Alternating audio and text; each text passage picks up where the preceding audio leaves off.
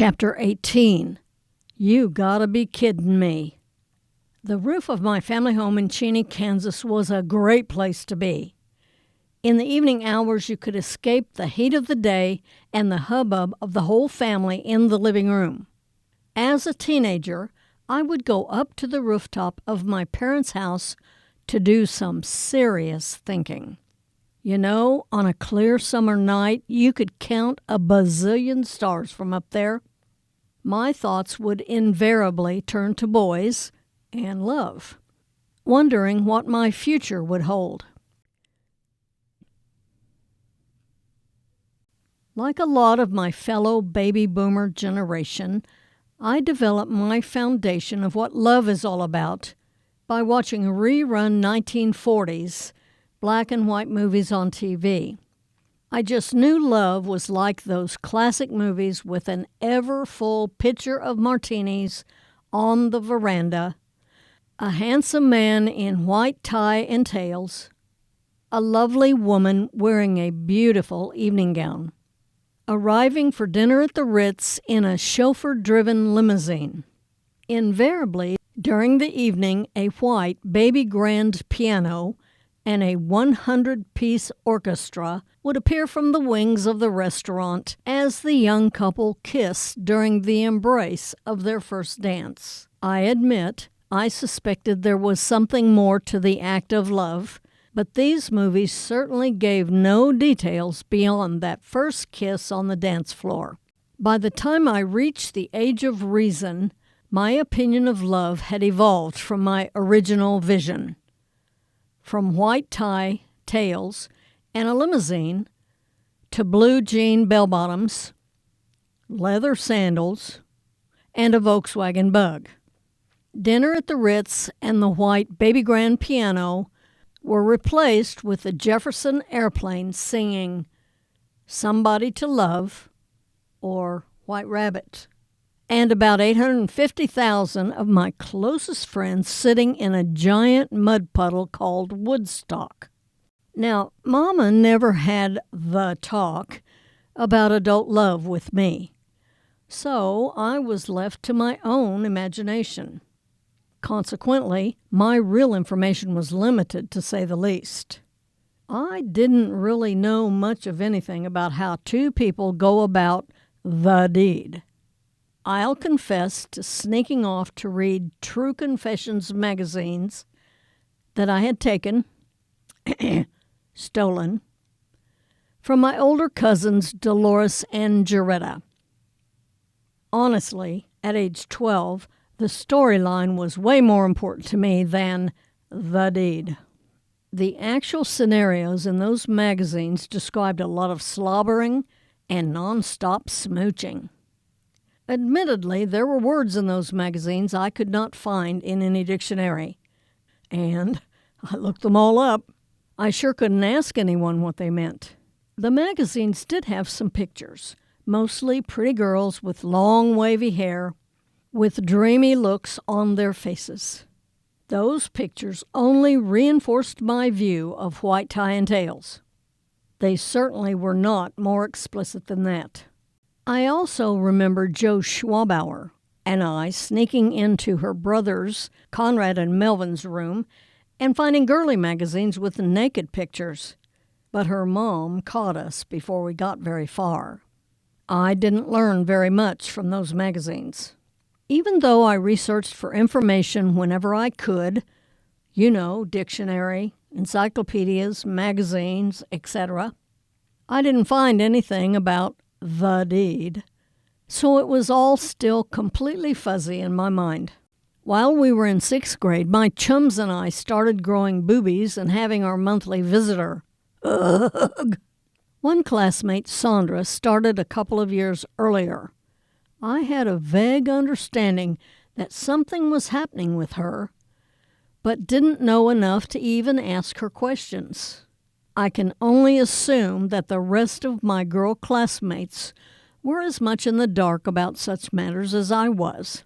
Plus, her mother told her to keep quiet until the rest of us caught up to her. Unfortunately, the boys in our class noticed her maturing and teased her unmercifully by snapping the back of her bra. 6th grade boys.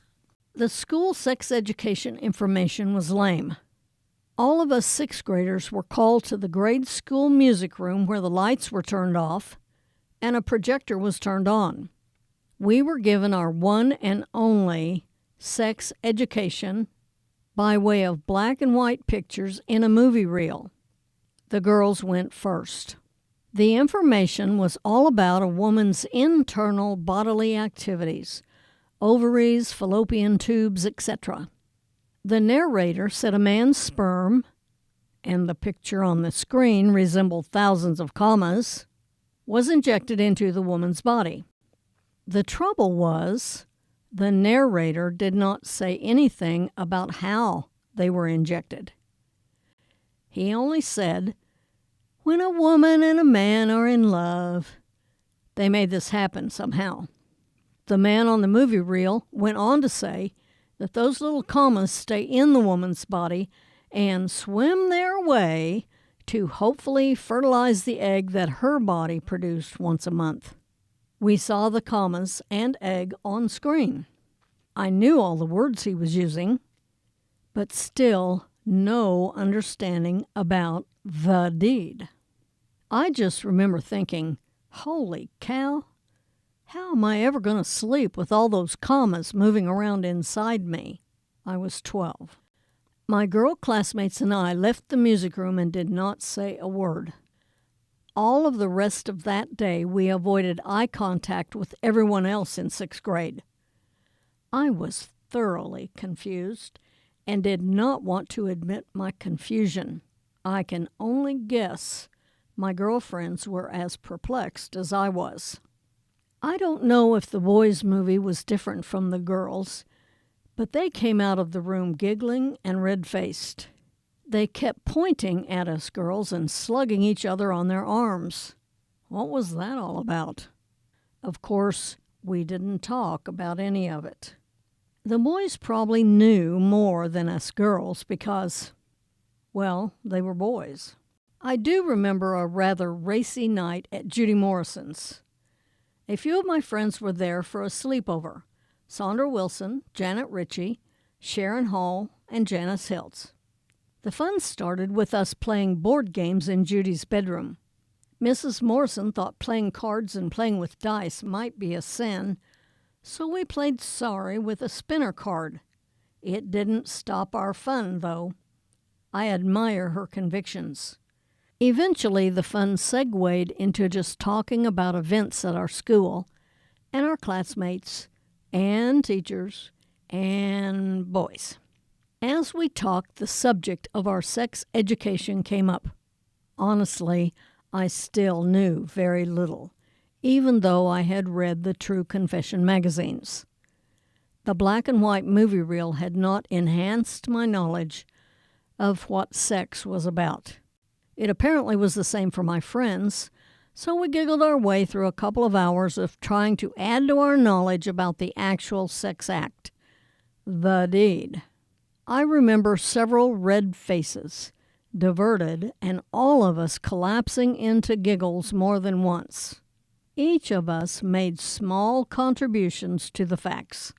3 of us had older sisters. I know for certain that I did not talk to my sister Phyllis about any of this. Janet had a vague idea. She described her sister and a boyfriend. She had seen them kissing passionately on the living room couch. That was until Mr. Ritchie caught them and chased the boy out of the house.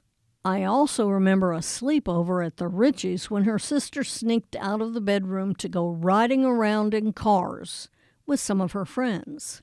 The gang included boys and girls. Yes, I know, sans the movie Grease when Rizzo sneaks out. But it happened to us when we were 12. Elaine was 3 years older than we were, and 3 teenage years makes a big difference in maturity. I cannot say for my friends and their sisters, but I don't suppose any of us knew very much. We did decide that, in addition to being in love A man and woman had to be naked to do the deed. The night of the slumber party at Judy's, I remember there was a lot of nervous snickering and shocked expressions. We simply could not imagine how any girl would get naked in front of a boy, let alone start kissing him while they were naked. Heck, I had trouble getting naked in gym class with other girls in the room. We could not fathom such a thing with the boy. When Mrs. Morrison came into the room to check on us, we clammed up and were atypically quiet. No one was willing to tell her what we were talking about. She kept looking around the room, questioning us what was wrong. No one said anything. She was suspicious. When she left, I remember our eyes seeking each other out, ending in 6 blushing faces. I don't know what they were thinking, but I was thinking about my mom and dad, and Mr. and Mrs. Morrison. Could I imagine any of them naked and kissing? No! No! We were 12. I've been telling stories since the age of 3, and I'm happy to have published the books of my father, Max, brother Tommy, and sister Lonetta Slusser Knutson. All of our books are published through Amazon and Kindle. www.amazon.com/author/Donnis Crane. June Bugs and Summer's Nights.